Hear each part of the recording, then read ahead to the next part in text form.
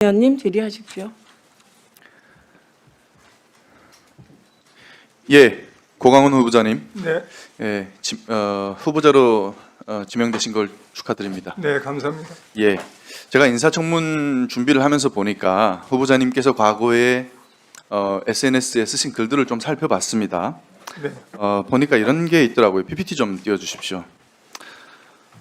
당시에 언론인이셨던 걸로 기억을 하는데 언론에 하는 지시, 민주당은 끽소리도 없이 룰루랄라다 이런 표현을 쓰셨는데 직접 작성하신 거죠? 그렇습니다. 예, 어떤 의미로 쓰셨습니까? 저는 저널리스트이기 때문에 민주당이든 예, 국민의 무슨 말씀이신지 알 것 같습니다. 비판합니다.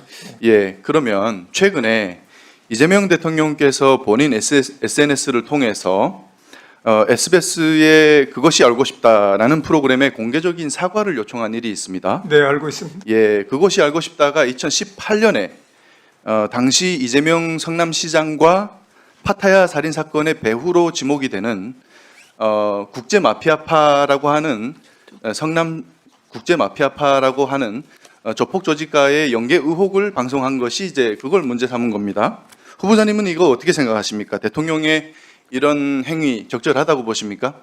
그 대통령님의 발언에 대해서 제가 왈가왈부하는 것은 실례이지만 그러나 그 통상적으로 이 말씀을 이해를 한다면은 우리 언론이 언론의 자유를 이용하여서 충분하게 보도와 지난번 기사를 쓰고 있습니다.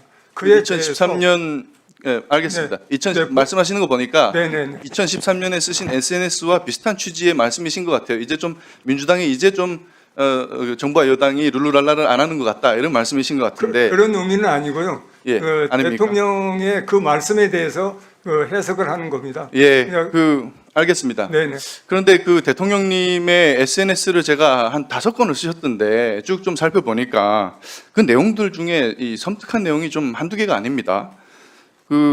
이제 무책임한 언론은 흉기보다 무섭다. 언론의 자유가 언론의 특권을 의미하는 것은 아니다. 책임 없는 자유는 타인의 자유를 침해하다가 결국 자신의 자유와 권리마저 해치게 된다. 저는 이건 뭐 정말 섬뜩한 협박이 그러니까 아닌가 이런 생각이 드는데 네, 그 말씀의 배경은 예, 제가 먼저 말씀을 드리고 어떻게 보면은 이 SBS의 자유와 권리마저 빼앗겠다는 것처럼 들리기도 하는데 그리고 그것뿐만이 아닙니다. 그것이 알고 싶다라고 하는 프로그램의 진행자의 실명을 거론하고 그리고 그 제작한 PD까지 특정하면서까지 협박을 했어요. 만약 제가 당사자라고 하면 상당히 섬뜩해서 밤에 잠이 잘 안 왔을 것 같습니다.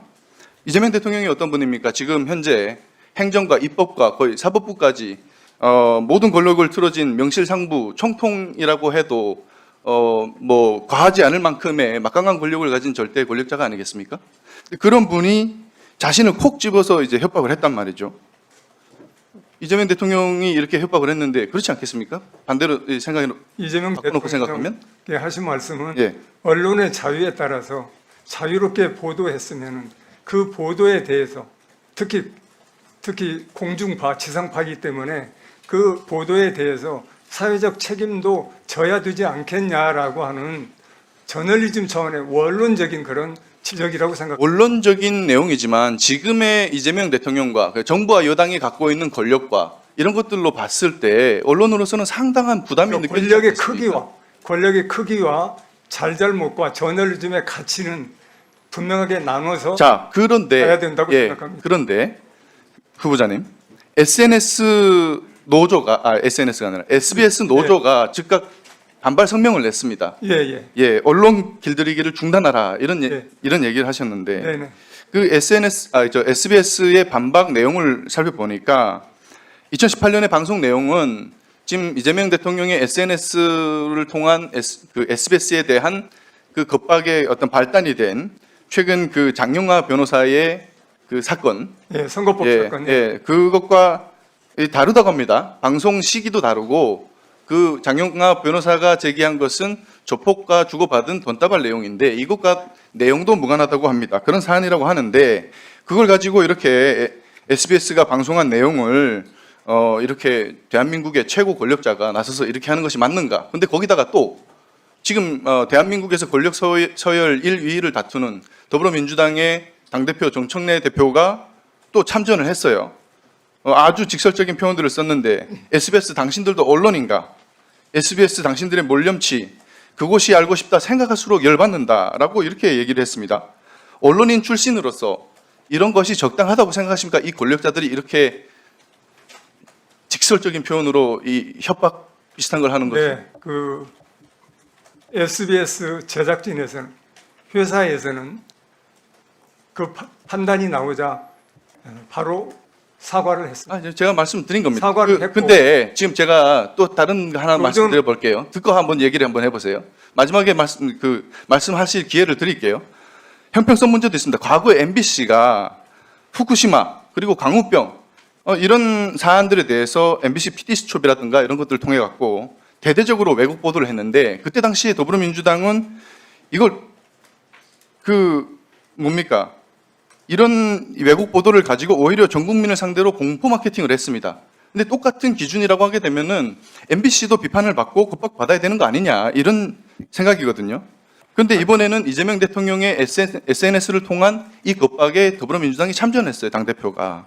그럼 이 다음 스텝은 뭐겠는가라고 생각을 해봤을 때 제가 지금까지의 더불어민주당이 해온 그 어떤 과정들을 보면은 이제는 약간 방미심의 이런 걸 통해 가지고 SBS의 법적 제재를 가하려고 하거나 혹은 방송 3법 때처럼 법을 바꿔서 지배구조를 바꾸려 들려고 하지 않을까 뭐 이런 생각까지 이런 우려까지 드는데 어떻게 생각하십니까? 과거에 또 이 SBS 그것이 알고 싶다 방송 내용에 대해서 2020년에 방심위가 이걸 방송 전반에 대해서 제재를 가할 수준이 아니다. 공익적 가치가 높이 평가된다. 이렇게 얘기를 했어요.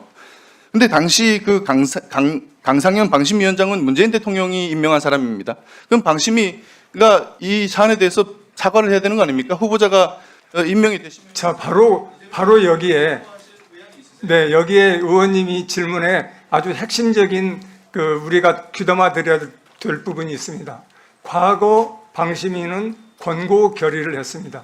그건 뭐냐면은 합의제 정신에 충실하고 논의를 절차에 따라서 잘 했기 때문에 공직자에 대한 기사라고 하더라도 그것이 과도하게 오류가 있다고 하더라도 검증 차원에서 이건 우리 심의에서 적절하게 이렇게 짚고 넘어갈 수 있다 이렇게 본 겁니다. 그러니까 저도 앞으로 심의위원회를 이끌어가려면은 바로 그러한 방식으로 합의제 정신에 충실하고 9명의 위원들이 모두 참여해서 시간을 갖고 수기를 하고 대화 토론을 해서 결론을 만들어 가면은 지금 이 이전에 불행했던 우리 전기에서 불행했던 그런 일들은 그래서 결국에 국민의 신뢰를 잃는 그런 일들은 막거나 아주 축소된다고 생각합니다.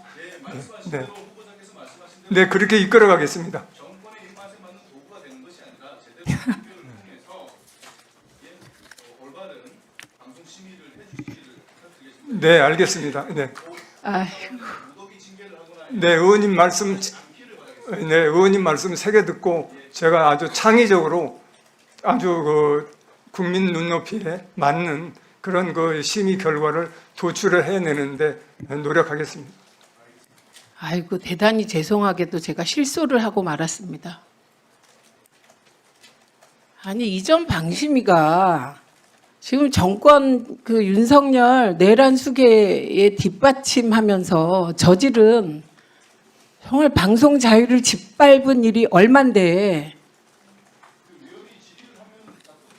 아니 그런데 그런 부분에 대하여 잘못한 부분은 잘못한 것으로 청산하는 게 그게 지금 위원장님의 역할입니다. 제가 정말 듣다가 바이든 날리면 때 단 한 번이라도 국힘의원들이 그 심의가 잘못됐다고 얘기한 적 있습니까? 듣다가 정말 실소를 금할 수 없습니다. 이주희 의원님 질의하십시오.